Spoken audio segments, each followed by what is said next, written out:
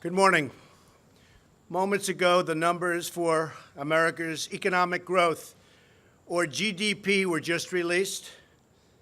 And I am thrilled to announce that in the second quarter of this year, the United States economy grew at the amazing rate of 4.1%.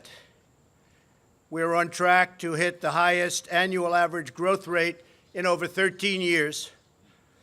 And I will say this right now, and I'll say it strongly, as the trade deals come in one by one, we're going to go a lot higher than these numbers, and these are great numbers. During each of the two previous administrations, we averaged just over 1.8% GDP growth. By contrast, we are now on track to hit an average GDP annual growth of over 3%, and it could be substantially over 3%. Each point, by the way, means approximately $3 trillion and 10 million jobs. Think of that. Each point, you go up 1 point. It doesn't sound like much. It's a lot. It's $3 trillion, and it's 10 million jobs. If economic growth continues at this pace, the United States economy will double in size more than 10 years faster than it would have under either President Bush or President Obama.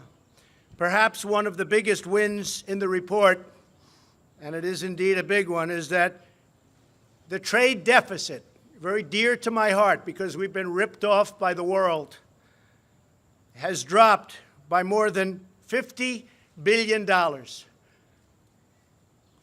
billion to be exact. It's dropped by more than 50. Think of that. The trade deficit has dropped by more than $50 billion. And that's added and adding 1 point to GDP. That's a tremendous drop. We haven't had a drop like that in a long time. You have to go back a long time before you find it. By increasing growth to 3% over the next 10 years, that would mean 12 million new American jobs and $10 trillion of new American wealth, at least. And that's not including the fact that since I was elected, we've created approximately $7 trillion of new wealth. The year before I came into office, private business investment grew at only 1.8%. Last year, it jumped to 6.3%. That was my first full year. We had to do a lot of things to get it to grow. And this year, it's growing at 9.4%. So that's a very tremendous increase. There hasn't been an increase like that in many, many years, decades. And I think the most important thing, and Larry Kudlow just confirmed to me along with Kevin Hassert, that these numbers are very, very sustainable. This isn't a one-time shot. I happen to think we're going to do extraordinarily well in our next report, next quarter. I think it's going to be outstanding. I won't go too strong because then if it's not quite as good, you'll not let me forget it. But I think the numbers are going to be outstanding. We've accomplished an economic turnaround of historic proportions. When I came into office, 1.5 million fewer prime-age Americans were working than 8 years before. We had lost almost 200,000 manufacturing jobs under the previous administration, and you all know, they say, well, you have to lose manufacturing jobs. It'll get worse and worse. Manufacturing jobs are obsolete. No, they're not obsolete. They're the greatest jobs we have. More than 10 million additional Americans had been added to food stamps past years. But we've turned it all around. Once again, we are the economic envy of the entire world. When I meet the leaders of countries, the first thing they say invariably is, Mr. President, so nice to meet you. Congratulations on your economy. You're leading the entire world. They say it almost each and every time. America is being respected again, and America is winning again because we are finally putting America first. Everywhere we look, we are seeing the effects of the American economic miracle. We have added 3.7 million new jobs since the election. a number that is unthinkable if you go back to the campaign. Nobody would have said it. Nobody would have even, in an optimistic way, projected it. We are in the midst of the longest positive job growth streak in history. New unemployment claims have recently achieved their lowest level in almost half a century. The African American unemployment rate has achieved the lowest level in recorded history. African American unemployment is the best it's ever been in the history of our country. The Hispanic unemployment rate has reached the lowest level, likewise, in history. The Asian unemployment rate has recently reached the lowest level, again, likewise, in history. Women unemployment rate recently reached the lowest level in 65 years, and soon that will be in history. Give it another 2 or 3 weeks. Veterans unemployment is at its lowest level in 18 years, and that number is rapidly going up, on top of which we just received and won from Congress choice, where veterans can go out and see a doctor if they can't get service, the service that they deserve. Unemployment for disabled Americans has hit a record low, lowest in history. More than 3.5 million Americans have been lifted off food stamps, something that you haven't seen in decades. 3.5 million Americans have been lifted off food stamps. That's because they were able to go out and get a job. And they're going to love their jobs. 95% of American manufacturers are optimistic about their company's outlook. And that's the highest level also in history. And that's an old survey, been around a long time. Manufacturing wages are expected to rise at the fastest rate in over 17 years. Business and consumer confidence has reached historic highs. So far this year, American exports are up nearly 20%. I've only been here a little more than a year and a half. Over the same period in the year before I took office, we've become a net exporter of natural gas for the first time since 1957. We've gotten rid of tremendous amounts of regulations, which allows us to do things. And we still have tremendous regulations on clean air, clean water, the environment. It's very important to me, very important to everybody. But we had unnecessary regulations that were hurting our economy and hurting our country. We have eliminated a record number of job-killing regulations.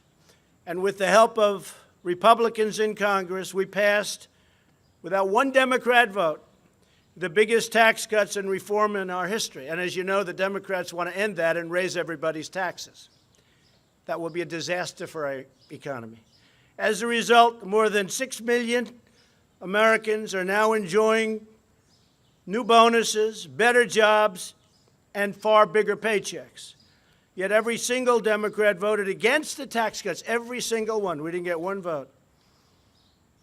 They voted against working families. They voted against small businesses. Not good. In the first 3 months after tax cuts, over $300 billion poured back into the United States from overseas. We think it's going to be, in the end, when completed, over $4 trillion will be back into our country.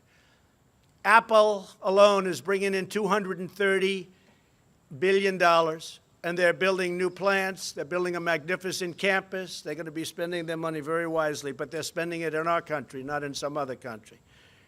That was made possible by the new tax cut and reform plan. At the same time, we are finally cracking down on decades of abusive foreign trade practice. We were abused by companies. We were abused by the companies within countries. But in particular, we were abused by countries themselves, including allies. Abused like no nation has ever been abused on trade before, because we had nobody watching. They stole our jobs, and they plundered our wealth. But that ended. Yesterday, I was at Granite City Steel, in Illinois. It was an incredible sight. We had an audience of steel workers, some of the roughest, toughest people you've ever seen. And half of them had tears coming down their face. I don't know if these people ever cried before in their life, to be honest. Half of them had tears coming down because we opened a tremendous United States steel plant. They're opening up 7 other plants, and the steel industry is back. They're open for business, and we need the steel industry. And the tariffs did it. And nobody mentions the fact that these plants are creating tremendous numbers of jobs, tremendous. And billions of dollars are pouring into the United States coffers, billions of dollars. But we're getting jobs, we're getting money coming in, we're respected, and eventually the steel prices will really start to go down because all of these new plants are going to be competing against each other. But we won't have foreign countries dumping, that's the word they use, dumping, steel all over the place and destroying our factories, destroying our plants, destroying our companies, and destroying our jobs. Since I was elected, we've added 400,000 new manufacturing jobs. Remember, that was the obsolete deal. Obsolete. I used to say, why is it obsolete? We have to make things. Manufacturing jobs are among our best jobs, and we're just getting started. We've also liberated millions of Americans from the crushing burdens of Obamacare. The cruel individual mandate penalty is gone. That's where you pay a lot of money for the privilege of not having to buy bad health care and pay for it. It's gone. Nobody thought we could get rid of it. That was the most unpopular provision by far, probably on anything, but certainly in Obamacare. And Obamacare is now on its last legs, fortunately. And through associated health plans, we're giving Americans the ability, just opened, millions of people going to be signing up, millions and millions. We're giving Americans the ability to join together to purchase much better and more affordable health care and health insurance, including bidding across state lines. So all of the insurance companies are going wild. They want to get it. You're going to have great health care at a much lower price. It will cost the United States nothing. Nothing. Think of that. It will cost us nothing. And that's Secretary Acosta. Secretary Azar is coming out with another health care plan, somewhat different. Result the same, much less expensive health care at a much lower price. Will cost our country nothing. We're finally taking care of our people. Finally, there's another matter that's of profound importance to me, and I wish to discuss it right now before we leave, because there's nothing like what we've been working on, so important for the lives of not only Americans, but lives all over the world. At this moment, a plane is carrying the remains of some great fallen heroes from America, back from the Korean War. They're coming back to the United States. Mike Pence, our wonderful vice president, will be there to greet the families and the remains. And I want to thank Chairman Kim for keeping his word. We have many others coming, but I want to thank Chairman Kim in front of the media for fulfilling a promise that he made to me, and I'm sure that he will continue to fulfill that promise as they search and search and search. These incredible American heroes will soon lay at rest on sacred American soil. Even during the campaign, people would come up to me. It's a long time ago, many decades ago. Oftentimes they were older. In some cases, they were younger, great-grandfathers. My great-grandfather, my grandfather, my father. They asked if I could do something about it. I'd look at them and say, we don't get along too well with that country. They said, whatever you could do. And it's something that was very important to me. Many people have asked that. I've asked the Vice President and others to just pay a special tribute, and they will do that. So we honor the sacred memory of every incredible American patriot who fought and died in that war. In everything we do and every action we take, we are fighting for loyal, hardworking, patriotic citizens of our blessed nation. We're making our country great again. We're respected again all over the world. Our military will soon be stronger than it's ever been by far. That in itself will produce thousands and thousands of jobs. Nobody makes equipment like we do. Nobody. Whether it's planes or missiles or any form of military equipment, we make the best in the world by far. We're making it possible for our allies to buy that equipment quickly, where they don't have to wait for 2-year approvals and more. We're doing great. And I'm very honored to see that 4.1 number. Perhaps I'm even more honored to see that deficit shrink, the trade deficit shrink so much. With that, I'd like to ask Kevin Hassett, Chairman of the Council of Economic Advisors, and my very good friend, Larry Kudlow, if they could both step forward and say a few words. Thank you all very much. It's a great day.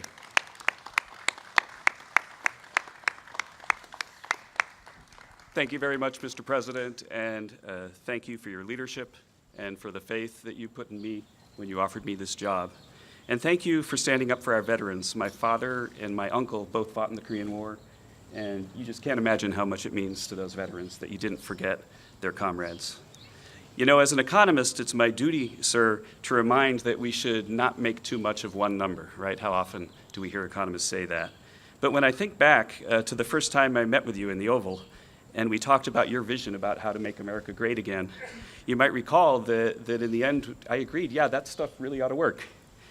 And the fact is that if we look at the data today, that we can see the proof of the pudding, that the president's policies are working, and it's not just in the top line, but it's in the details. So the president said that if we deregulate the economy and have a tax reform, that there'll be a capital spending boom because the factories will come back to America. If you look at the data, then the factories are booming again. The president said that if we emphasize energy production here in the US, that we could become a dominant energy economy, even an energy exporter. Well, if you look at the data today, one of the reasons why the data are so strong is that drilling and mining activity skyrocketed in an almost unprecedented way. And finally, and this is the thing that at times, sir, you've kind of looked at me and smiled about whether I really agree with you, you said that you would bring the trade deficit down. And you have. The $50 billion reduction in the trade deficit proves that if you stand up for America's workers and let our allies know that deals that aren't reciprocal are unacceptable, then you can make a lot of progress. And so thank you very much for your leadership, sir, and for your faith in me. Thank you, Kevin. Great job. Thank you. Thank you, sir. Thank you, sir. It's a little warm out here, so I'll be as quick as I can. I want to reiterate what the President said and my pal Kevin Hassett. Look, we've had a pro-growth agenda. It has been in place for a short while. It is already beginning to work. Low tax rates, rollback of regulations, unleashing energy and trade reform to fix a broken world trading system. I just want to note in the numbers, and this is becoming a trend, business investment is booming. 9 to 10% growth in the first half of this year. I believe that's going to continue. Why do I talk about business investment? Well, that's the key to productivity, which is the key to growth, which is the key to rising real wages and very strong jobs, a point that Kevin and I made during the campaign 1,000,000 times, and we continue to make it. These tax cuts, particularly on the business and investment side, are going to be boosting wages, livelihoods, and jobs for middle American, ordinary working folks. And it's starting to take effect, and that's why I agree with the President. This is a boom that will be sustainable. Frankly, as far as the eye can see, this is no one-shot effort. So that's me. Thank you, sir. Appreciate it very much. Thank you. Thank you very much, everybody. Thank you.